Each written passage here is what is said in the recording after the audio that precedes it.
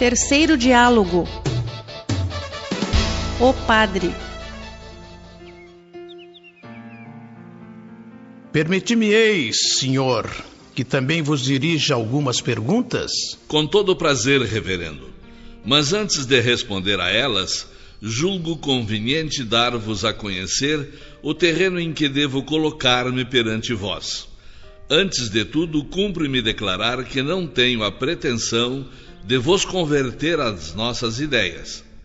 Se desejardes conhecê-las minuciosamente, encontrá-las-eis nos livros em que estão expostas. Neles, podereis estudá-las à vontade e aceitá-las ou rejeitá-las. O Espiritismo tem, por fim, combater a incredulidade e suas funestas consequências, fornecendo provas patentes da existência da alma e da vida futura. Dirige-se, pois, àqueles que em nada creem ou que duvidam, e o número desses é grande, como bem o sabeis. Os que têm fé religiosa e a quem esta fé satisfaz, não têm necessidade dele. Aquele que diz, creio na autoridade da Igreja e me contento com seus ensinos, sem nada buscar além dos seus limites, o Espiritismo responde que não se impõe a pessoa alguma e que não vem forçar nenhuma convicção. A liberdade de consciência é consequência da liberdade de pensar, que é um dos atributos do homem. Se não a respeitasse, o Espiritismo estaria em contradição com seus princípios de caridade e de tolerância. A seus olhos, toda crença é respeitável, ainda que errônea, desde que seja sincera e não permita ao homem fazer mal ao próximo. Se alguém fosse induzido por sua própria consciência a crer, por exemplo, que é o Sol que gira ao redor da Terra, nós lhe diríamos, acreditai-o se quiserdes, porque isso não impedirá que a Terra gire em torno do Sol. Mas, assim como não procuramos violentar-vos a consciência, não tenteis violentar a dos outros. Se, porém, transformardes uma crença de si mesmo inocente em instrumento de perseguição, ela então se tornará nociva e pode ser combatida. Tal é, senhor abade, a linha de conduta que tenho seguido com os ministros dos diversos cultos que a mim se têm dirigido. Quando eles me interpelaram sobre alguns pontos da doutrina, dei-lhes as explicações necessárias, abstendo-me, no entanto, de discutir certos dogmas, com os quais o Espiritismo não tem que se ocupar, por serem todos os homens livres em suas apreciações. Nunca, porém, fui procurá-los com o propósito de lhes abalar a fé por meio de uma pressão qualquer. Aquele que nos procura como irmão, nós o acolhemos como tal. Ao que nos repele, deixamo-lo em paz.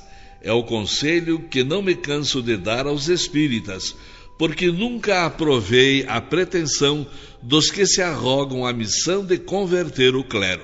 Sempre lhes tenho dito, semeai no campo dos incrédulos, pois é lá que tendes muito a colher. O Espiritismo não se impõe porque, como vou-lo disse, respeita a liberdade de consciência. Ele sabe, aliás, que toda crença imposta é superficial e não desperta senão as aparências da fé, mas nunca a fé sincera. Ele expõe seus princípios aos olhos de todos, de modo que cada um possa formar opinião com conhecimento de causa. Os que lhe aceitam os princípios, sacerdotes ou leigos, o fazem livremente e por achá-los racionais. Mas nós não ficamos querendo mal aos que se afastam da nossa opinião. Se hoje há luta entre a Igreja e o Espiritismo, temos plena consciência de não havê-la provocado. Se a Igreja, vendo surgir uma nova doutrina, cujos princípios, em consciência, julga dever condenar, podeis contestar-lhe o direito de discuti-los e combatê-los, prevenindo os fiéis contra o que ela considera erro? De modo algum podemos contestar esse direito que também reclamamos para nós. Se ela se houvesse encerrado nos limites da discussão, nada haveria de melhor. Lede, porém, a maioria dos escritos emanados de seus membros ou publicados em nome da religião, os sermões que têm sido pregados, e vereis neles a injúria e a calúnia transbordando por toda a parte e os princípios da doutrina desfigurados de maneira indigna e maldosa. Do alto do púlpito, os espíritas não têm sido qualificados de inimigos da sociedade e da ordem pública. Aqueles a quem o espiritismo reconduziu à fé não têm sido anatematizados e rejeitados pela Igreja sob o pretexto de que é melhor ser incrédulo do que crer em Deus e na alma pelos ensinos da doutrina espírita. Muitos não lamentam hoje não se poder acender para os espíritas as fogueiras da Inquisição. Em certas localidades, eles não têm sido apontados ao ódio de seus concidadãos a ponto de fazer que sejam perseguidos e injuriados nas ruas. Não se tem imposto a todos os fiéis que os evitem como pestíferos e impedido que os criados entrem a seu serviço. Muitas mulheres não têm sido aconselhadas a se separarem de seus maridos, como muitos maridos de suas mulheres, tudo por causa do espiritismo. Não se tem tirado lugares a empregados, retirado o pão do trabalho a operários e recusado caridade aos necessitados, por serem eles espíritas. Não se tem mandado embora de alguns hospitais até cegos por não quererem abjurar sua crença? Dizei-me, senhor abade, será isso uma discussão leal? Os espíritas responderam, porventura, injúria por injúria, mal por mal? Não. A tudo eles opuseram sempre a calma e a moderação. A consciência pública já lhes faz a justiça de reconhecer não terem sido eles os agressores. Todo homem sensato deplora esses excessos, mas a Igreja não pode ser responsável pelos abusos cometidos por alguns de seus membros pouco esclarecidos. De acordo, mas entrarão na classe dos poucos esclarecidos os príncipes da Igreja? Vede a pastoral do bispo de Argel e de alguns outros. Não foi um bispo quem ordenou o auto de fé de Barcelona? A autoridade superior eclesiástica não tem todo o poder sobre os seus subordinados? Se, pois, ela tolera esses sermões indignos da cátedra evangélica, se favorece a publicação de escritos injuriosos e difamatórios contra uma classe inteira de cidadãos, e se não se opõe às perseguições exercidas em nome da religião, é porque as aprova. Em resumo, a Igreja, repelindo sistematicamente os espíritas que a buscavam, forçou-os a retroceder. Pela natureza e violência dos seus ataques, ela ampliou a discussão e a levou para um terreno novo. O espiritismo não passava de uma simples doutrina filosófica. Foi a Igreja que lhe deu maiores proporções, apresentando-o como inimigo perigoso. Foi ela, enfim, quem o proclamou nova religião. Foi grande inabilidade da sua parte, mas a paixão não raciocina melhor. Há pouco proclamastes a liberdade de pensamento e de consciência, e declarastes que toda crença sincera é respeitável. O materialismo é uma crença como outra qualquer. Por que lhe negar a liberdade que concedeis a todas as outras? Certamente, cada um é livre de crer no que quiser ou de não crer em coisa alguma, de forma que já não toleraríamos uma perseguição contra aquele que acredita no nada depois da morte, nem com a promovida contra um cismático de qualquer religião. Combatendo o materialismo, não atacamos os indivíduos, mas uma doutrina que, se é inofensiva para a sociedade, quando se encerra no foro íntimo da consciência de pessoas esclarecidas, é uma chaga social, se vier a generalizar-se. A crença de tudo acabar para o homem depois da morte, que toda a solidariedade cessa com a extinção da vida, leva-o a considerar como um disparate o sacrifício do seu bem-estar presente, em proveito dos outros. Daí a máxima: cada um por si durante a vida terrena, pois que nada existe além dela. A caridade, a fraternidade, a moral, em suma, ficam sem base alguma, sem nenhuma razão de ser. Para que nos molestarmos, nos constrangermos e nos sujeitarmos a privações hoje, quando amanhã talvez já nada sejamos?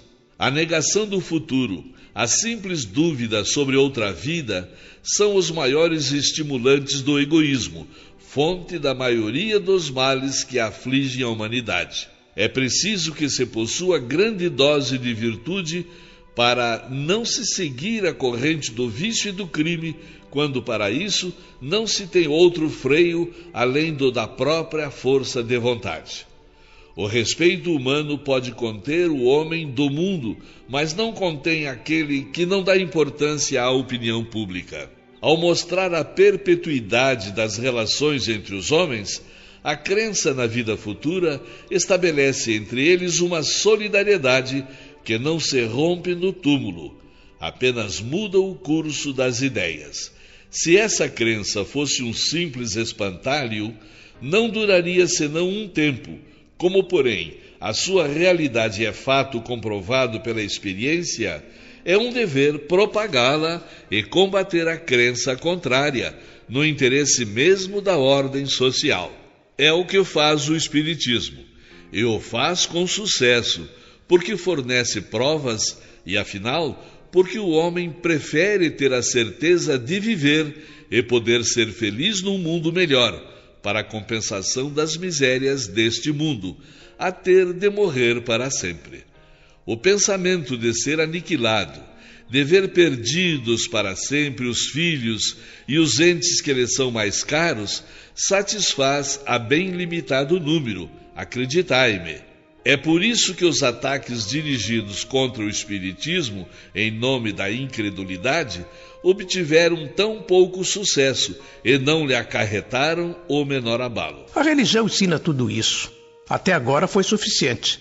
Qual é, pois, a necessidade de uma nova doutrina? Se a religião é suficiente, por que há tantos incrédulos, religiosamente falando? É certo que a religião nos ensina, ela nos manda crer, mas há tanta gente que não crê com base no que dizem os outros. O Espiritismo prova e faz ver o que a religião ensina em teoria. De onde vêm essas provas? Da manifestação dos espíritos. Ora, é provável que os espíritos só se manifestem com a permissão de Deus.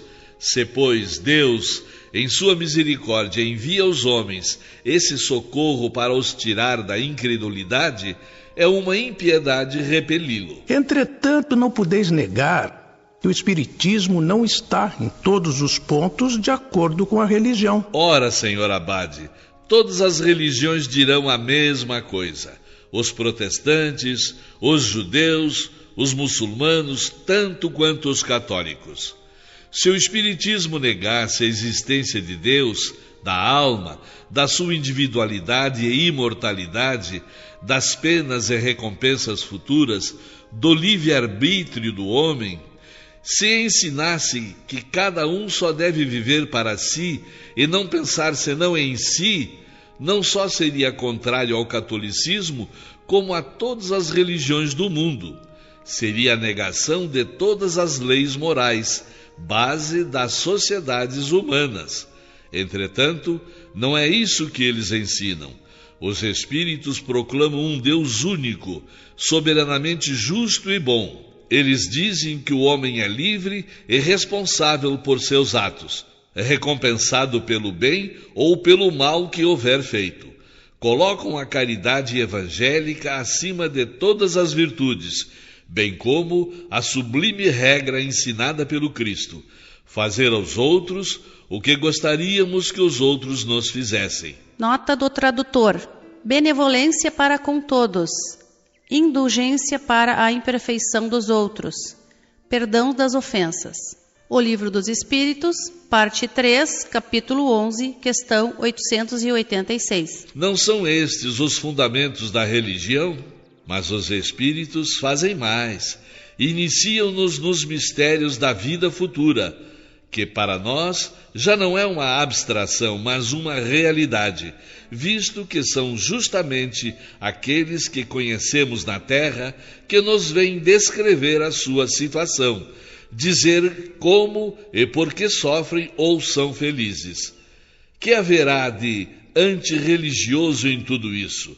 Essa certeza do futuro, de se ir encontrar aqueles a quem se amou, não será uma consolação? Essa grandiosidade da vida espiritual, que é a nossa essência, comparada às mesquinhas preocupações da vida terrena, não será de molde a elevar a nossa alma e a fortalecer-nos na prática do bem? Concordo que nas questões gerais, o Espiritismo é conforme as grandes verdades do cristianismo. Dar-se-á, porém, o mesmo em relação aos dogmas? Não contradiz eles alguns princípios que a Igreja nos ensina? O Espiritismo é, antes de tudo, uma ciência e não se ocupa com questões dogmáticas. Tem consequências morais, como todas as ciências filosóficas. Serão boas ou más essas consequências? Pode-se julgá-las pelos princípios gerais que acabo de expor. Algumas pessoas se iludem sobre o verdadeiro caráter do Espiritismo. A questão é de grande importância e merece alguns desenvolvimentos. Façamos primeiro uma comparação. Estando na natureza, a eletricidade existiu em todos os tempos e produziu sempre os efeitos que hoje observamos e muitos outros que ainda não conhecemos.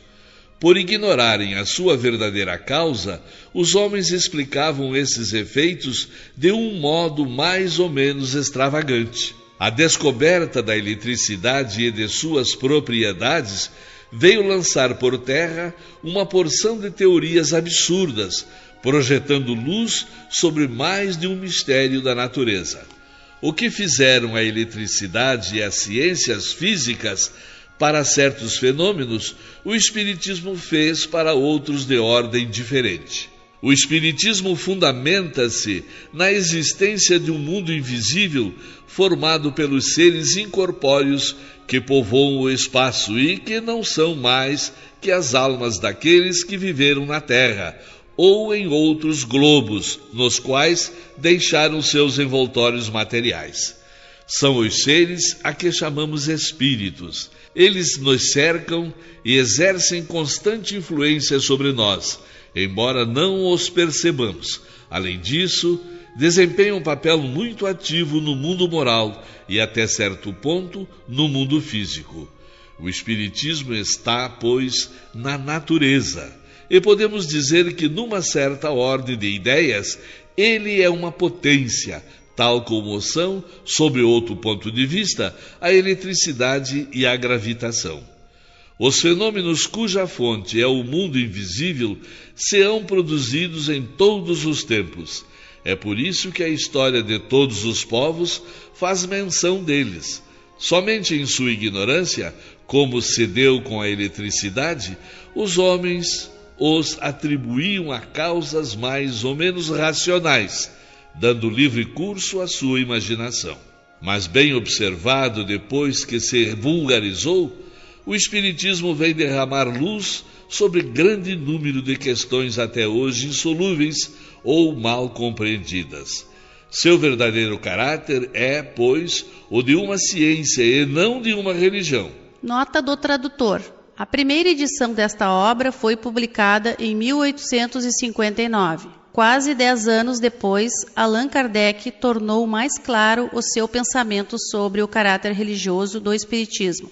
Conforme se pode constatar no artigo que ele redigiu para a Revista Espírita de dezembro de 1868, intitulado O Espiritismo é uma religião? E a prova disso é que ele conta entre os seus aderentes homens de todas as crenças que nem por isso renunciaram às suas convicções. católicos fervorosos que continuam a praticar todos os deveres do seu culto quando a Igreja não os repele, protestantes de todas as seitas, israelitas, muçulmanos e até budistas e brahmanistas. Consequentemente, o Espiritismo repousa em princípios independentes da questão dogmática. Suas consequências morais são todas no sentido do cristianismo, porque de todas as doutrinas é esta a mais esclarecida e pura, a razão pela qual, de todas as seitas religiosas do mundo, os cristãos são os mais aptos para compreendê-lo em sua verdadeira essência. Podemos censurá-lo por isso? Certamente, cada um pode formar de suas opiniões uma religião e interpretar à vontade as religiões conhecidas, mas daí a constituir nova igreja, a distância é grande. Entretanto, não fazeis as evocações segundo uma fórmula religiosa? Realmente, o sentimento religioso domina nas evocações e em nossas reuniões, mas não temos fórmula sacramental. Para os espíritos, o pensamento é tudo e a forma nada. Nós os chamamos em nome de Deus, porque cremos em Deus e sabemos que nada se faz neste mundo sem a sua permissão, e, portanto, que eles não virão sem que Deus o permita. Procedemos em nossos trabalhos com calma e recolhimento, porque essa é uma condição necessária para as observações, e também porque sabemos o respeito que se deve àqueles que não vivem mais sobre a terra, qualquer que seja a sua condição, feliz ou infeliz, no mundo dos espíritos. Fazemos um apelo aos espíritos bons, porque sabemos que os há bons e maus. Não queremos que estes últimos venham tomar parte fraudulentamente nas comunicações que recebemos. Que prova tudo isso?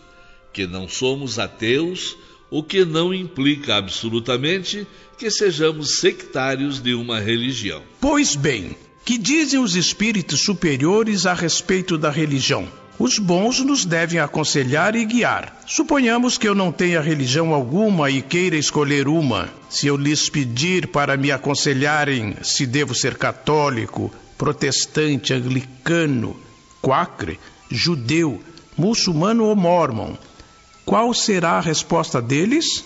Há 2 pontos a considerar nas religiões: os princípios gerais comuns a todas e os princípios particulares de cada uma delas. Os primeiros são os de que falamos há pouco. Estes são proclamados por todos os espíritos, seja qual for a sua categoria. Quanto aos segundos, os espíritos vulgares, ainda que não sejam maus, podem ter preferências, opiniões. Podem recomendar esta ou aquela forma e estimular certas práticas, seja por convicção pessoal, seja porque conservaram as ideias da vida terrena, seja por prudência, para não assustar as consciências timoratas. Acreditais, por exemplo, que um espírito esclarecido, mesmo que fosse Fenelon, dirigindo-se a um muçulmano, cometeria a imprudência de dizer-lhe que Maomé é um impostor e que ele será condenado se não se fizer cristão? De modo algum, porque seria repelido. Em geral, a não ser que os espíritos superiores sejam solicitados por alguma consideração especial, não se preocupam com essas questões de detalhe, limitando-se a dizer: Deus é bom e justo, não quer senão o bem. A melhor de todas as religiões é aquela que só ensina o que é conforme a bondade e a justiça de Deus, que dá de Deus a maior e a mais sublime ideia, e não o rebaixa, atribuindo-lhe as fraquezas e as paixões da humanidade, que torna os homens bons e virtuosos e lhes ensina a se amarem todos como irmãos, que condena todo o mal feito ao próximo, que não permite a injustiça sob qualquer forma ou pretexto que seja, que nada prescreve de contrário às leis imutáveis da natureza, porque Deus não se pode contradizer. Aquela cujos ministros dão o melhor exemplo de bondade, caridade e moralidade, a que procura melhor combater o egoísmo e a satisfazer menos o orgulho e a vaidade dos homens, aquela, finalmente, em nome da qual se comete menos mal, porque uma boa religião não pode servir de pretexto a nenhum mal. Não lhe deve deixar porta alguma aberta, nem diretamente, nem por interpretação. Vede, julgai e escolhei. Creio que certos pontos da doutrina católica são contestados pelos espíritos que considerais superiores. Supondo mesmo que esses princípios sejam falsos, poderá tal crença, segundo a opinião desses mesmos espíritos, ser prejudicial à salvação daqueles que, errando ou acertando, a consideram artigo de fé e a praticam? Certamente que não, contanto que ela não os afaste da prática do bem, nem os incite ao mal, visto que a mais bem fundada crença os prejudicará se lhes fornecer ocasião de fazer o mal, de faltar à caridade com o próximo, de torná-los duros e egoístas, porque nesse caso tal crença não age segundo a lei de Deus, e Deus olha mais os pensamentos que os atos. Quem ousaria sustentar o contrário? Acreditais, por exemplo, que a fé possa ser proveitosa a um homem que, crendo perfeitamente em Deus, pratique atos desumanos ou contrários à caridade?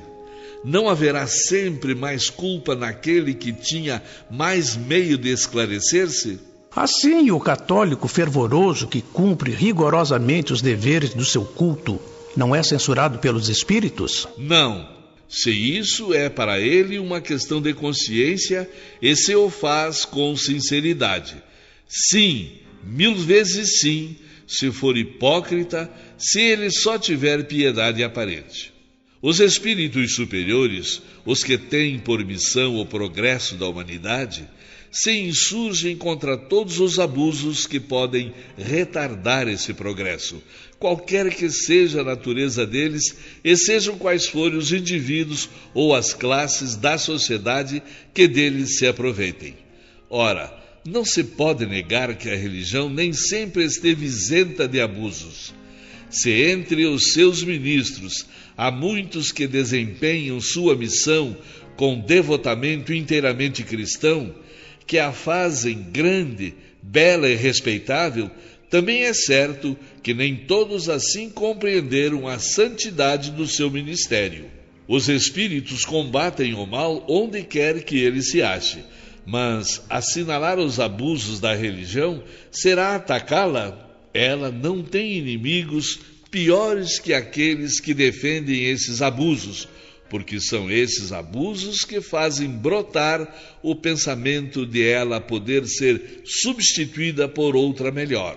Se a religião corresse qualquer perigo, a responsabilidade deveria cair sobre os que dão uma falsa ideia dela, transformando-a em arena das paixões humanas e explorando-a em proveito de sua ambição. Dissestes que o Espiritismo não discute os dogmas e, contudo, ele admite certos pontos combatidos pela Igreja, tais, por exemplo, a reencarnação, a presença do homem na terra antes de Adão, nega a eternidade das penas, a existência dos demônios, o purgatório, o fogo do inferno. Esses pontos vêm sendo discutidos há muito tempo.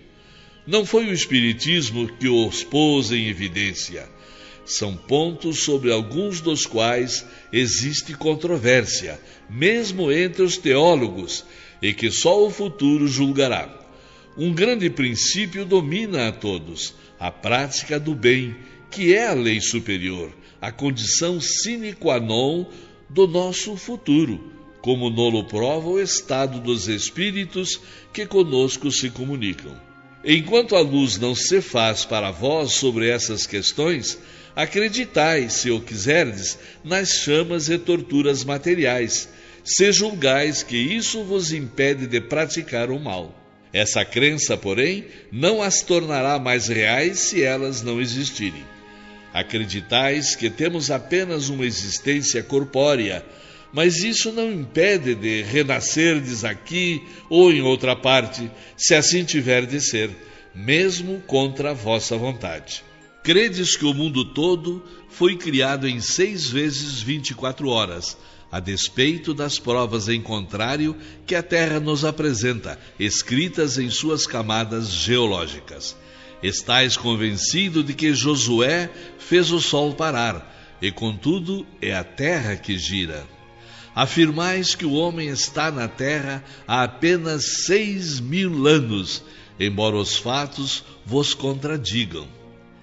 E que direis se um dia a geologia demonstrar por traços patentes a anterioridade do homem, como já demonstrou tantas outras coisas? Crede, pois, em tudo que vos aprouver, mesmo na existência do diabo, se tal crença vos puder tornar bom, humano e caridoso para com os vossos semelhantes. O Espiritismo, como doutrina moral, só impõe uma coisa: a necessidade de fazer o bem e o dever de não fazer o mal. É uma ciência de observação que, repito, tem consequências morais, que são a confirmação e a prova dos grandes princípios da religião. Quanto às questões secundárias, ele as deixa à consciência de cada um. Notai bem, Senhor, que alguns dos pontos divergentes de que acabastes de falar não são, em princípio, contestados pelo Espiritismo. Se tivesseis lido tudo quanto tenho escrito a respeito, teríeis visto que ele se limita a dar-lhes uma interpretação mais lógica e racional do que a que vulgarmente lhes dão. É assim, por exemplo, que ele não nega o purgatório. Antes, pelo contrário, demonstra sua necessidade e justiça. Vai mesmo além, ele o define. O inferno foi descrito como imensa fornalha. Mas será assim que o entende a alta teologia? Evidentemente, não.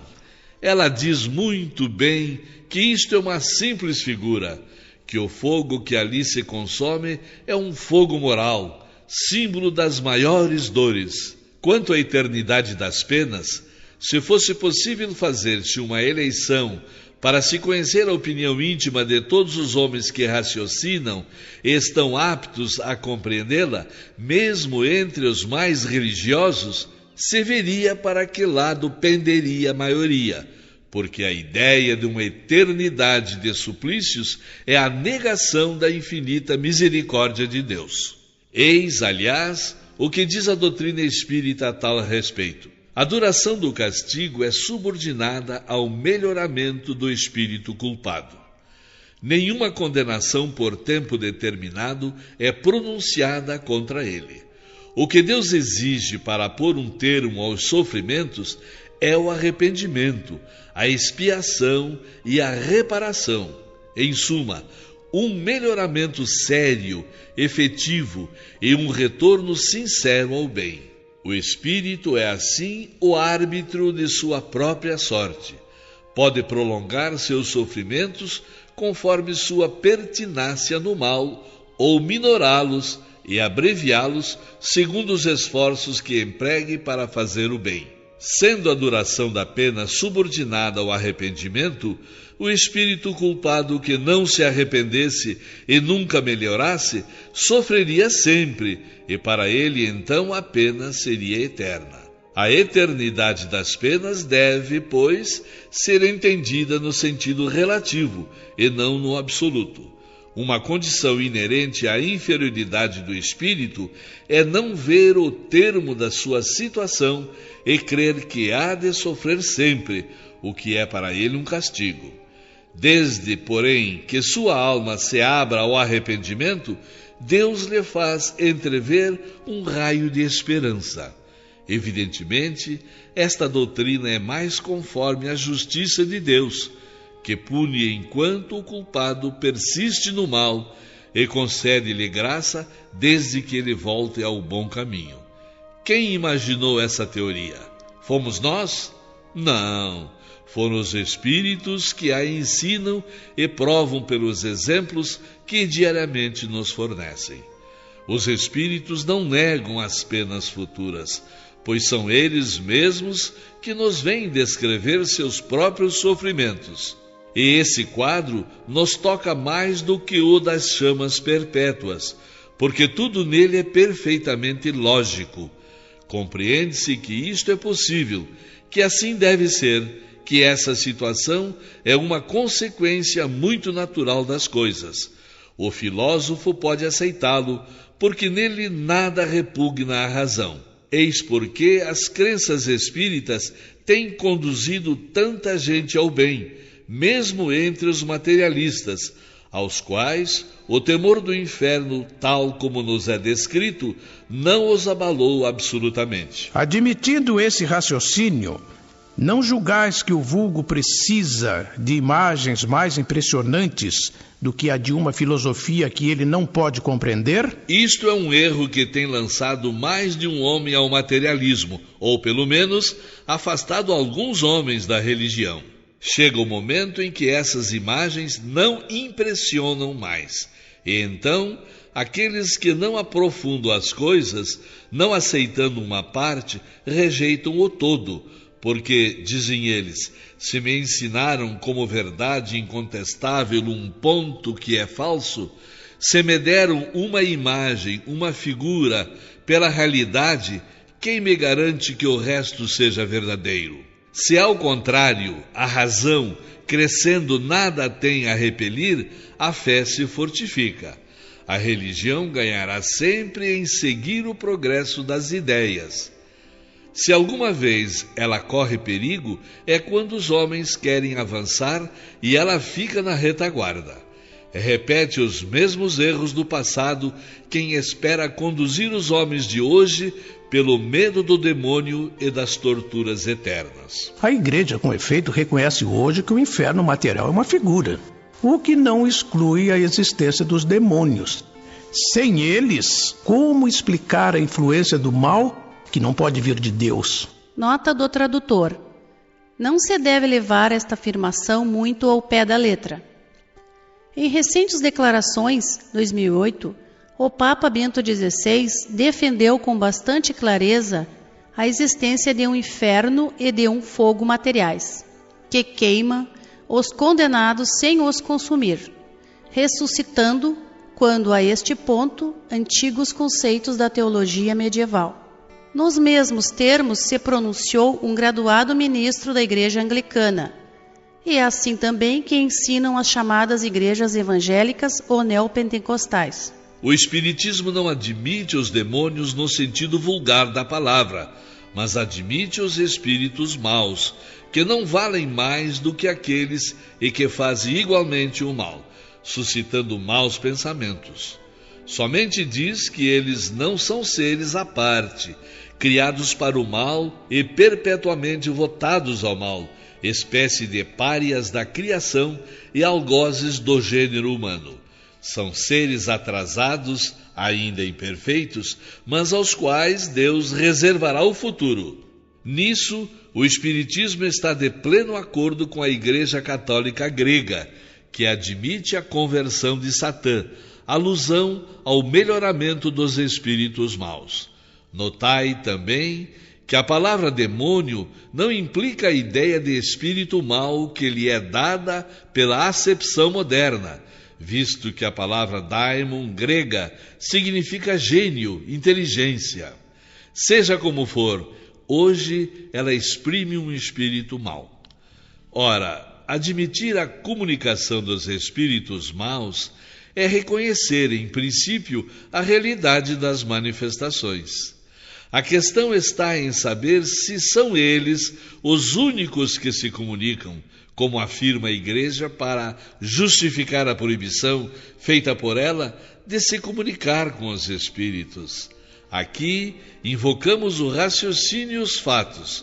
Se os espíritos, quaisquer que eles sejam, se comunicam, é porque têm a permissão de Deus. será possível que somente os maus ele o houvesse permitido, deixando a estes toda a liberdade de virem enganar os homens e impedindo que os bons lhes viessem fazer um contrapeso e neutralizar as suas doutrinas perniciosas? Crer que seja assim não seria pôr em dúvida seu poder e bondade e fazer de Satã um rival da divindade? A Bíblia, o Evangelho, os pais da Igreja reconhecem perfeitamente a possibilidade das comunicações com o mundo invisível, e desse mundo não estão excluídos os bons. Por que, pois, havemos hoje de excluí-los? Além disso, a Igreja, admitindo a autenticidade de certas aparições e comunicações de santos, rejeita por isso mesmo a ideia de só podermos entrar em relação com os espíritos maus. Seguramente, quando os ditados obtidos só encerram coisas boas, quando eles nos pregam a mais pura e sublime moral evangélica, a abnegação, o desinteresse e o amor ao próximo, quando neles se combate o mal, seja qual for o aspecto sobre o qual se manifeste, será racional acreditar-se que o espírito maligno assim proceda? O Evangelho nos ensina que o anjo das trevas, ou Satã, se transforma em anjo de luz para seduzir os homens. Segundo o Espiritismo e a opinião de muitos filósofos cristãos, Satã não é um ser real, é a personificação do mal, como Saturno era, outrora, a personificação do tempo. A Igreja toma ao pé da letra esta figura alegórica. É uma questão de opinião que eu não discutirei absolutamente. Admitamos por um instante que Satã seja um ser real. A Igreja, de tanto exagerar o seu poder, tendo em vista intimidar, chega a um resultado totalmente contrário, isto é, a destruição não somente do medo, mas também da crença em tal personagem, segundo o provérbio: quem muito quer provar, acaba não provando coisa alguma. Ela o representa como eminentemente fino, sagaz e ardiloso, mas na questão do espiritismo, ela o faz desempenhar o papel de louco ou tolo. Já que o objetivo de Satã é alimentar de vítimas o inferno e arrebatar almas do poder de Deus, compreende-se facilmente que se dirija àqueles que estão no bem para os induzir ao mal, e para tal fim se veja obrigado a transformar-se, segundo belíssima alegoria, em anjo de luz e a simular a verdade. Como compreender, porém, que deixe escapar aqueles que já estavam em suas garras? Os que não creem em Deus nem na alma, os que desprezam a prece e vivem mergulhados no vício, já são do demônio, nada mais lhe restando fazer para sepultá-los no lamaçal. Ora, excitá-los a voltar a Deus, a orar, a submeter-se à vontade do Criador, animá-los a renunciar ao mal, mostrando-lhes a felicidade dos escolhidos e a triste sorte que aguarda os maus, seria ato de um palerma, mais estúpido que o de dar liberdade a aves que estejam numa gaiola, com a intenção de apanhá-las novamente. Há, pois, na doutrina da comunicação exclusiva dos demônios, uma contradição que choca todo homem sensato.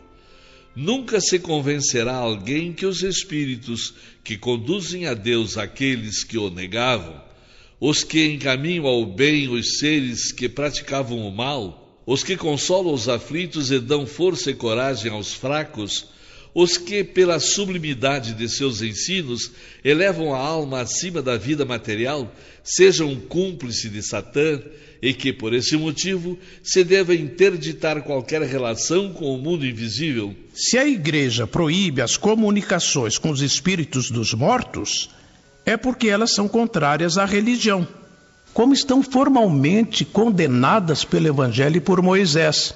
Esse último pronunciando a pena de morte contra essas práticas, prova quanto elas são repreensíveis aos olhos de Deus. Perdão, Senhor, mas essa proibição não se encontra em parte alguma do Evangelho.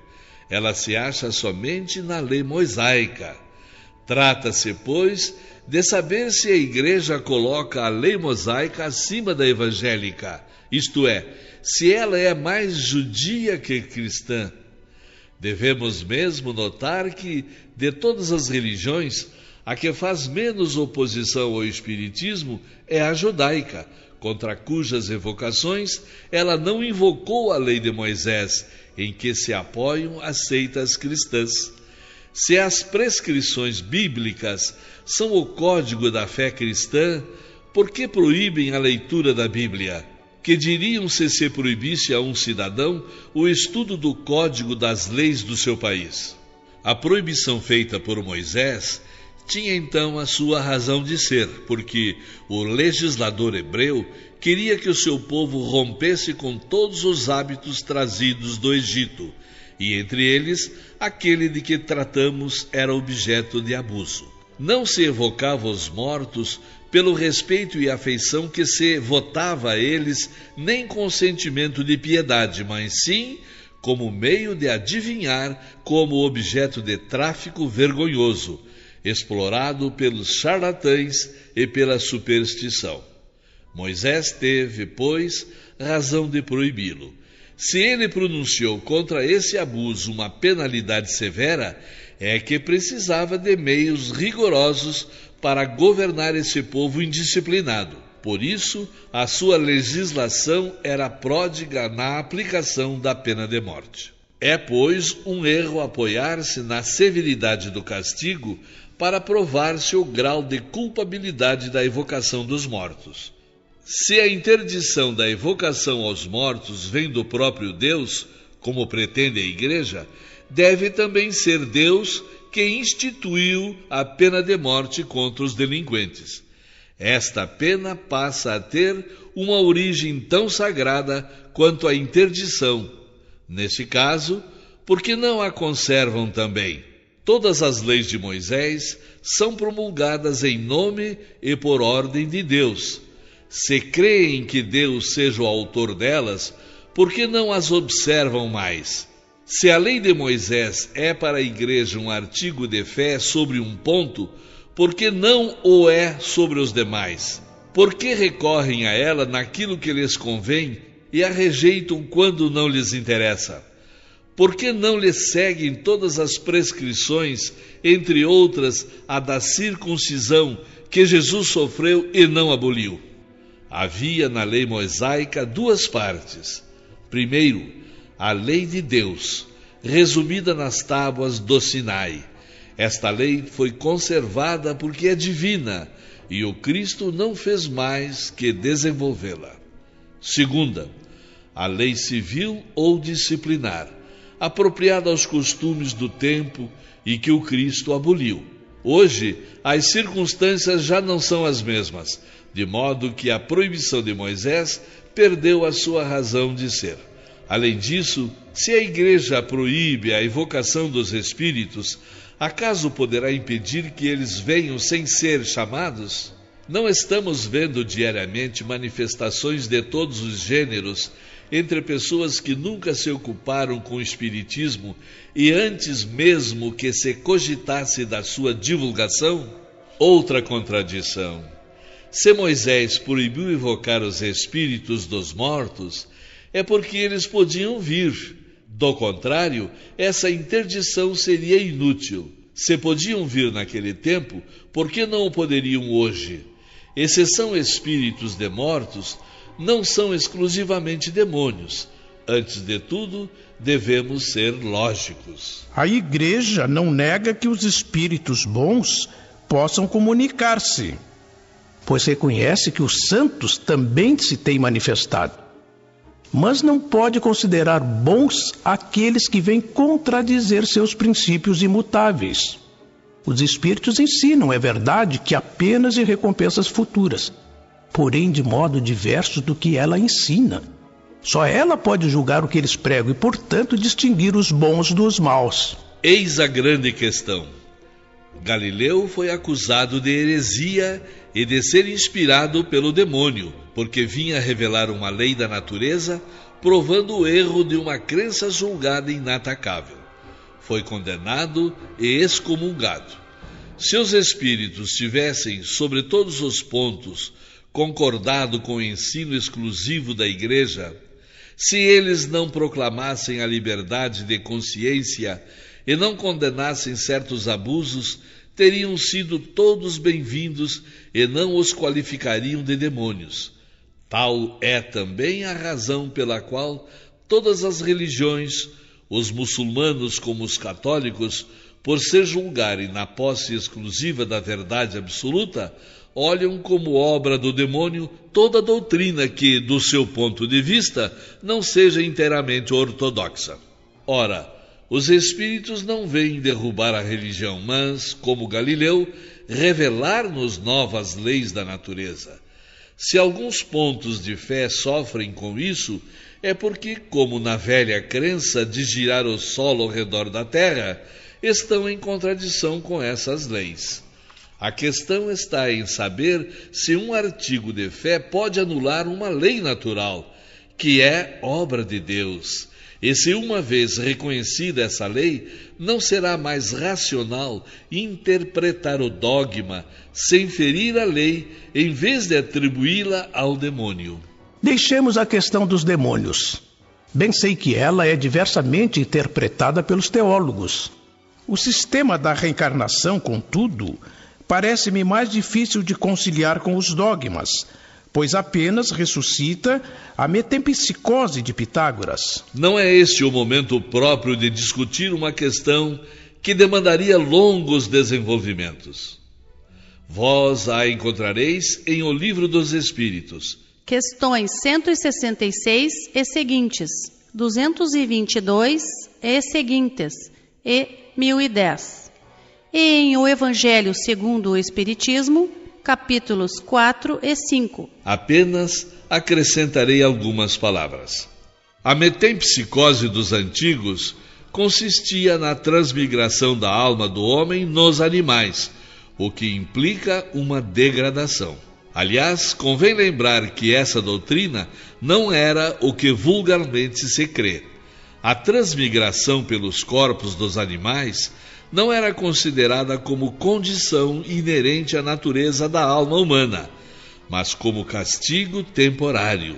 Admitia-se assim que as almas dos assassinos iam habitar os corpos dos animais ferozes, para neles receberem sua punição.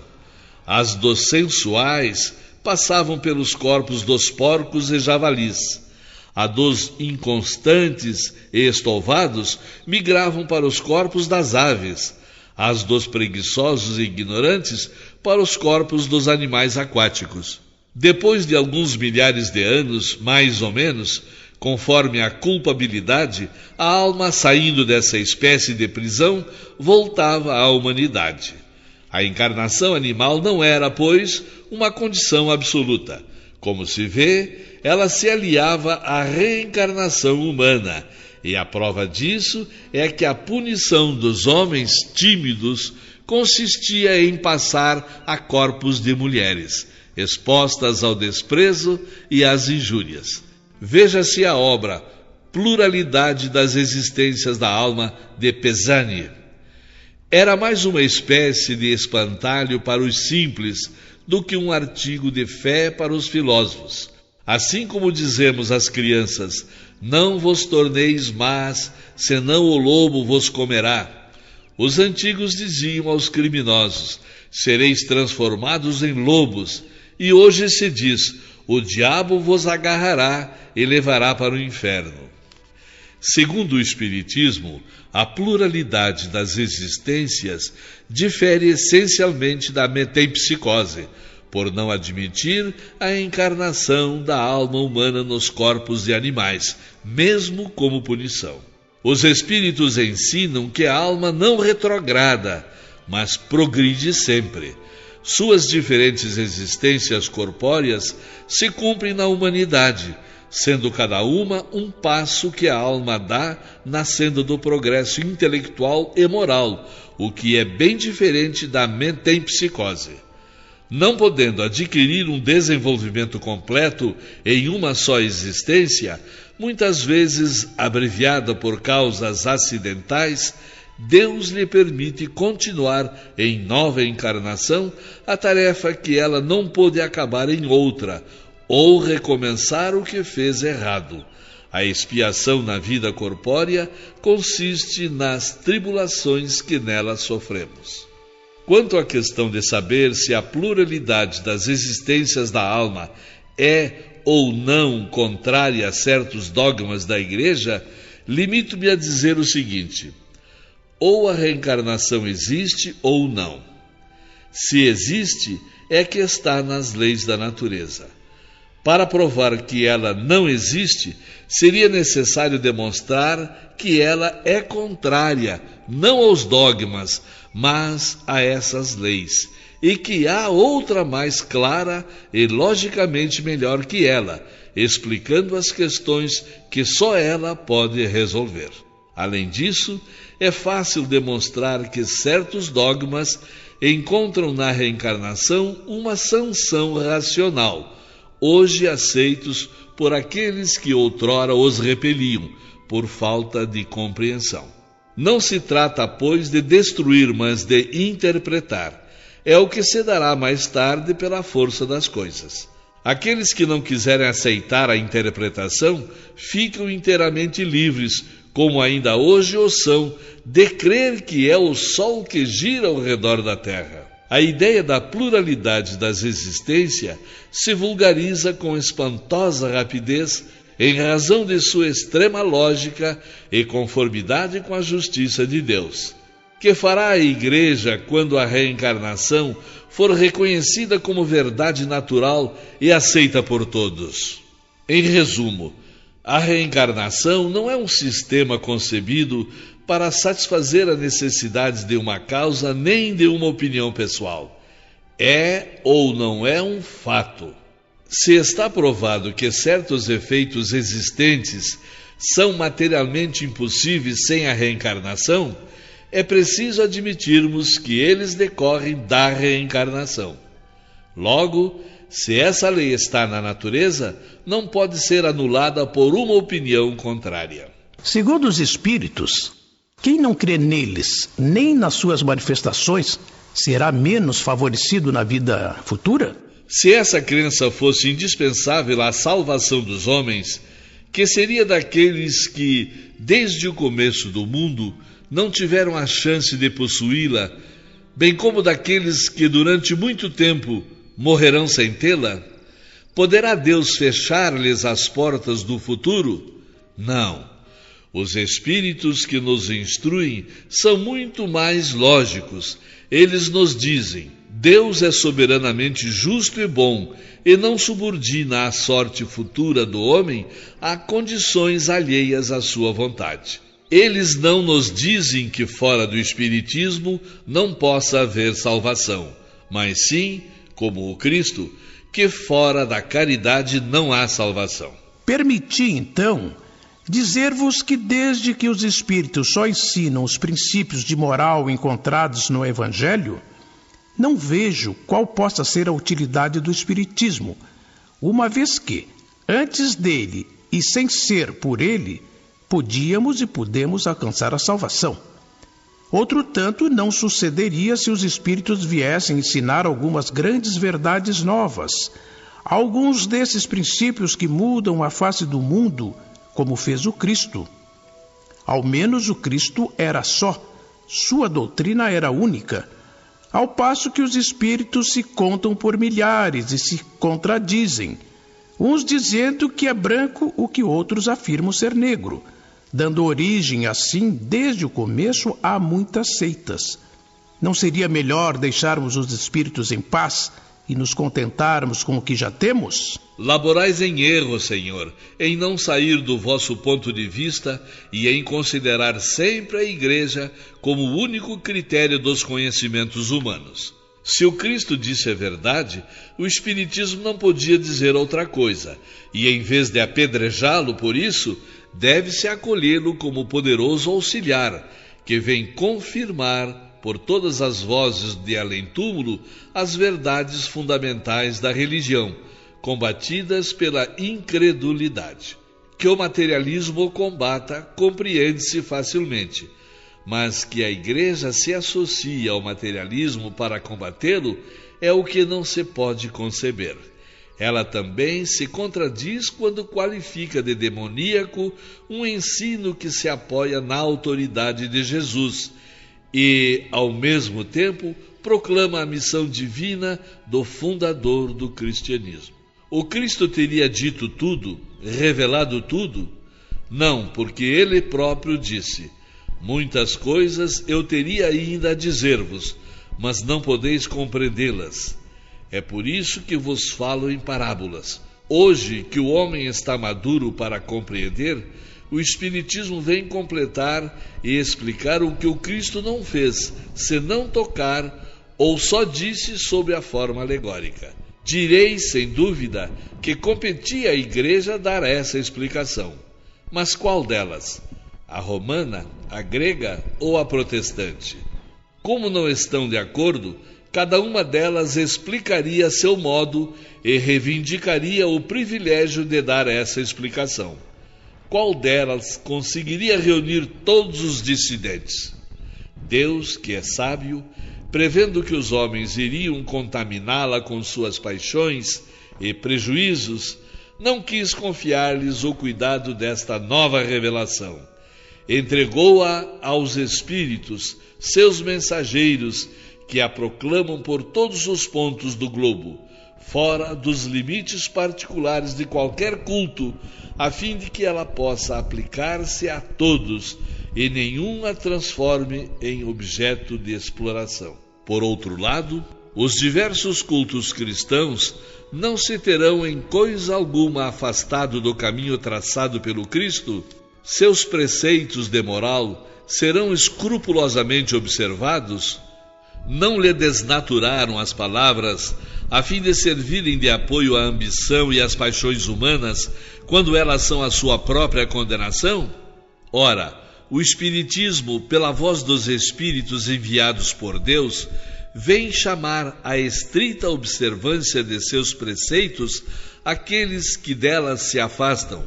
Será por isso que o qualificam de obra satânica? Vós vos iludis, dando o nome de seitas a algumas divergências de opiniões relativas aos fenômenos espíritas. Não é de admirar que no começo de uma ciência, quando para muitos as observações ainda eram incompletas, tenham surgido teorias contraditórias. Essas teorias, porém, repousam sobre detalhes e não sobre o princípio fundamental. Podem constituir escolas que expliquem certos fatos a seu modo, mas não são seitas, como não o são os diferentes sistemas que dividem os nossos sábios sobre as ciências exatas, em medicina, física e etc. Riscai, pois, a palavra seita, que é imprópria ao nosso caso. A quantas seitas o cristianismo não tem dado origem desde que surgiu?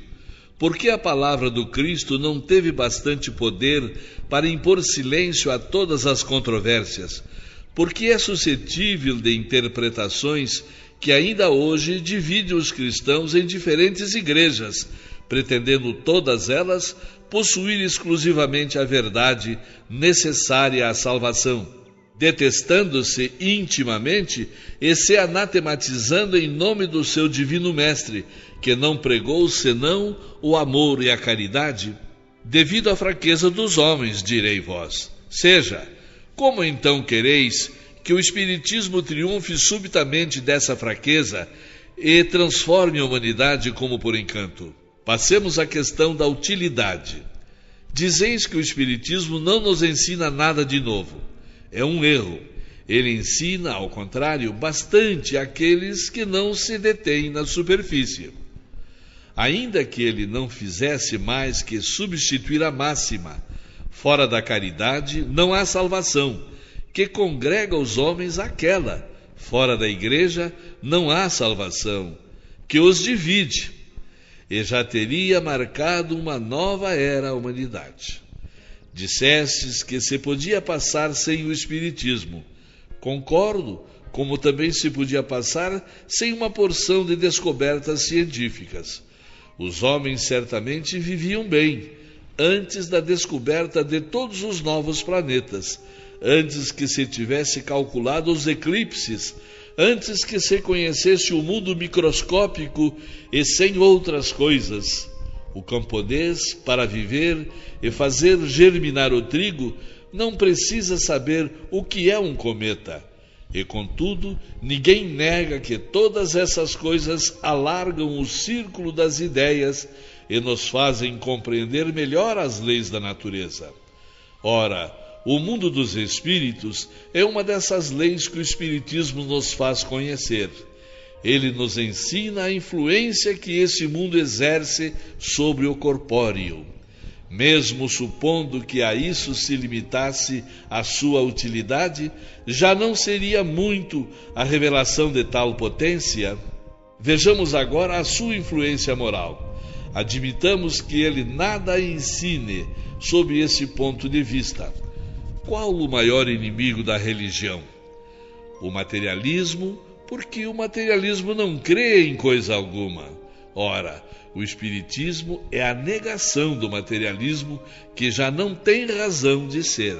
Assim, não é mais pelo raciocínio nem pela fé cega que se diz ao materialista que nem tudo se acaba com o corpo, mas pelos fatos, fazendo-o, por assim dizer, tocar com os dedos e enxergar. Não será isso um pequeno serviço prestado à humanidade e à religião? Isto, porém, não é tudo. A certeza da vida futura e o quadro vivo daqueles que nos precederam nessa vida mostram a necessidade do bem e as consequências inevitáveis do mal.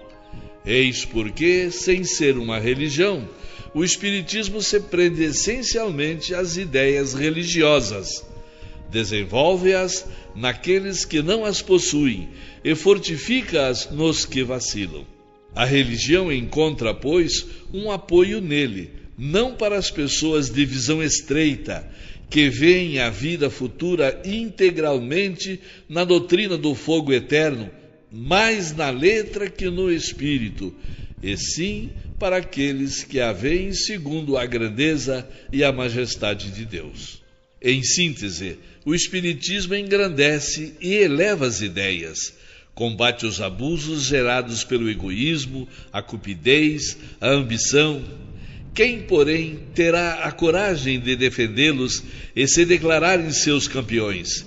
Se ele não é indispensável à salvação, facilita-a, firmando-nos no caminho do bem. Além disso, que homem sensato ousará avançar que a falta de ortodoxia é mais repreensível aos olhos de Deus do que o ateísmo e o materialismo? Submeto as seguintes questões a todas as pessoas que combatem o Espiritismo sob o ponto de vista de suas consequências religiosas. Primeiro, quem será menos favorecido na vida futura? Aquele que não crê em coisa alguma ou quem, acreditando nas verdades gerais, não admite certas partes do dogma?